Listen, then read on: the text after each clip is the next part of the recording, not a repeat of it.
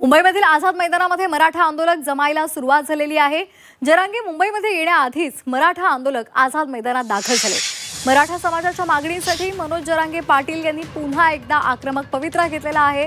आज संध्याकाळी जरांगे पाटील यांच्यासहित मोठ्या संख्येने आंदोलक आझाद मैदानावर धडकणार आहेत। त्यापूर्वी आंदोलक आझाद मैदानावर यायला सुरुवात झालेली आहे। मनोज जरांगे पाटील यांच्या मुंबईमधील आंदोलनाला मुंबई पोलिसांनी एका दिवसाची परवानगी दिलेली आहे।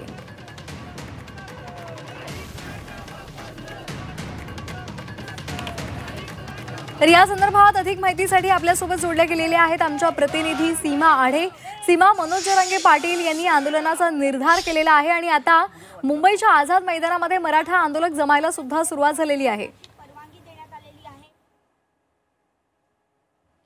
नक्की श्वेता, मराठा आरक्षणासाठी पुन्हा एकदा मनोज जरांगे पाटील यांनी आक्रमक भूमिका घेतलेली आहे आणि आता ते थेट मुंबईमध्ये त्यांचा मोर्चा जो आहे तो धडकणार आहे। खरं तर उद्या मनोज जरांगे पाटील यांच्यासह मोठ्या संख्येनं आंदोलक आझाद मैदानावर आंदोलन करणार आहे। फक्त एका दिवसाची परवानगी मनोज जरांगे पाटील यांच्या आंदोलनाला देण्यात आलेली आहे। आज संध्याकाळपर्यंत हा मोर्चा मुंबईमध्ये धडकण्याची शक्यता आहे। तत्पूर्वी जे आंदोलक आहेत ते आता मुंबईतील आझाद मैदानावरती जमायला सुरुवात झालेली आहे। आपल्यासोबत काही आंदोलक आहे, आपण त्यांच्याशी बातचीत करणार आहोत। फक्त एका दिवसाची परवानगी तुम्हाला पोलिसांकडून देण्यात आलेली आहे, काय तुमची भूमिका पुढे असणार? आमची भूमिका जे मनोज जरांगे पाटील म्हणतील ते आमची भूमिका राहणार आहे आणि जोपर्यंत पाटील म्हणले आपल्याला आरक्षण देणार नाही तोपर्यंत आपण आझाद मैदान सोडायचं नाही, अशी पाटलाची भूमिका आहे। जे पाटलाचे आदेश येतील ते आम्ही पाटलाच्या आदेशाच्या प्रमाणे राहणार।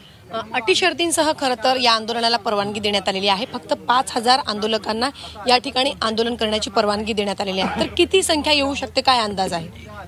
इथं काही पूर्ण महाराष्ट्रभरातून आमचे जवळजवळ सगळे मराठा बांधव एकत्रित येत आहे। आता आज संध्याकाळपर्यंत अर्धे महाराष्ट्रातले मराठी इथे दिसतील आणि बाकीचे जे शिल्लक आहेत ते सगळे दादांबरोबर येत आहेत आणि जे आमची मराठा समन्वयक समिती आहे दादाबरोबर जी टीम काम करते ती टीम या सगळ्या गोष्टीत ती न्यायालयीन लढाई असेल किंवा अजून कुठल्या बाबतीत ती दादासोबतची जी कमिटी आहे ते सगळं ठरवतील आणि दादा सांगतील तेच आमचं धोरण आहे आणि दादा बांधतील तुम्ही कुठून आला तिथे? संभाजीनगर, छत्रपती संभाजीनगर।